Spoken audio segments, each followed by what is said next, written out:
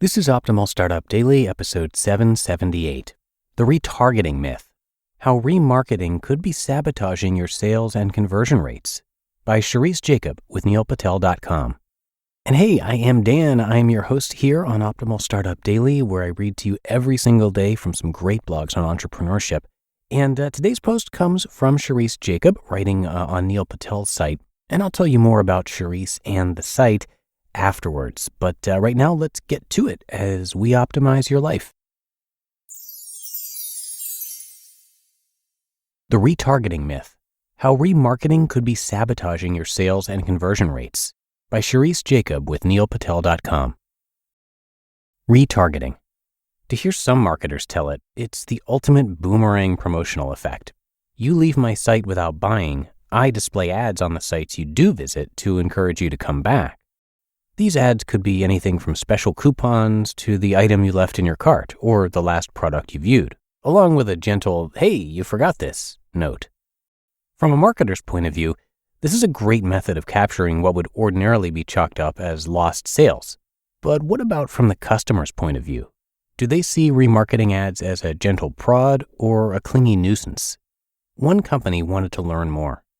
InSkin Media and Wrap Media conducted a study to determine just how pervasive customers find retargeted ads.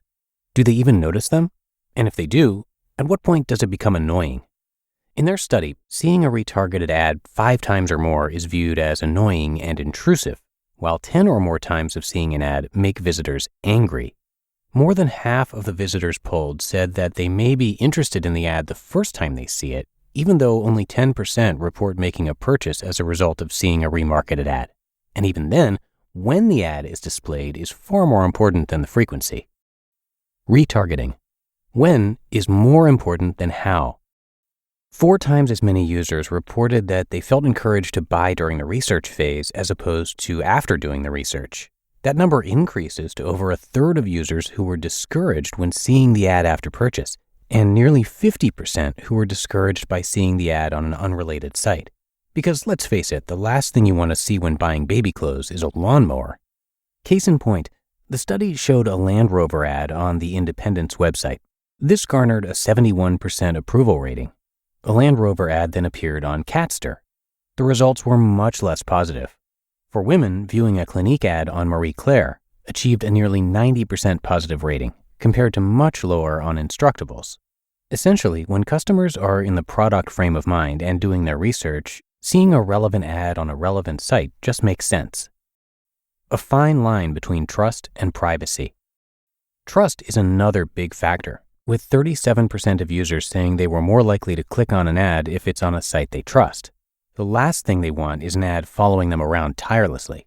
69% of customers felt uncomfortable with advertisers knowing which sites they'd visited, a slightly lower percentage than those who felt uncomfortable with advertisers knowing their home address, 72%, and their current location, 71%. Yet customers also say that they want things like personalized offers, relevant deals, and other carrots that require ordinarily private information. It's a fine line that advertisers have to walk between building a two-way relationship with their customers and respecting the customer's desire and expectation of privacy. Is the platform really the problem?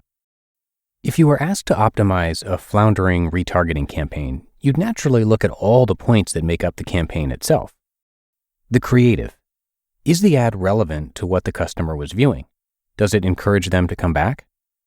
The context. Does the ad display in places the user trusts, or does it just blanket each and every site they visit? The time frame. Has the user already purchased this or a similar item, or are they still in the early stages of researching or comparing products? And the target. It's a common mistake to simply throw your ad at the wall and hope some of it sticks. After all, isn't it better to cover everyone who might have an interest in buying rather than cherry-picking a select few? Not exactly. Targeting matters, and it's better to spend your time working with a customer that's very interested than one that's tepid about ordering. But think about going a little deeper. What was it that made the customer leave your site in the first place to even spring the retargeting plan into action? Common issues are lack of mobile responsiveness or mobile-friendly technology, surprise charges sprung on the user at the last minute, lack of free shipping, even after a certain order amount, product unavailable in the size, color, or style the customer wants, or product on back order with no clear reorder or restock date. Maximizing retargeting success. Even if you're careful about where and when you place your retargeting triggers, there are still a few points to help make your campaign shine. For example, watch your windows. It can be very tempting to give your ad a large retargeting window. You don't want to display ads too frequently or run the same one for too long. Nobody wants to see the winter coat they looked at last fall chasing them down over the summer. Be selective about what you target. The last thing you want to do is ruin a holiday surprise by retargeting an ad for a children's bike on a popular gaming site, or having a remarketed ad show something embarrassing in your browser during that big family get-together. Automation doesn't mean you get to be lazy. Just because it can be automated doesn't mean it should. Analytics, tracking, and remarketing are getting smarter all the time, but they still require that human factor to be successful. And learn from the survey, but do your own homework. What surveyed customers say they do in a survey and what they actually do when faced with a remarketed opportunity can sometimes be two very different things. Take this advice in stride, but always run your own tests and analyze your own data to see how these results play out in your market. You just listened to the post titled The Retargeting Myth: How Remarketing Could Be Sabotaging Your Sales and Conversion Rates by Sherice Jacob with neilpatel.com. And thank you to Sherice, who is a guest writer with Neil Patel. She helps business owners improve website design and increase conversion rates through compelling copywriting, user-friendly design, and smart analytics analysis. And thanks as well to Neil Patel, who is a New York Times, Los Angeles Times, USA Today, and IndieBound best-selling author. That's for the book Hustle: The Power to Charge Your Life with Money, Meaning, and Momentum. And that is a book that you can, of course, find on Amazon. The hardcover is less than $10 at the time of this recording. And Neil is also a podcaster offering valuable advice on the show Marketing School, so you can check that out too. It is a short daily show, a lot like this one, covering marketing for you each and every day. And again, his site is neilpatel, Patel.com.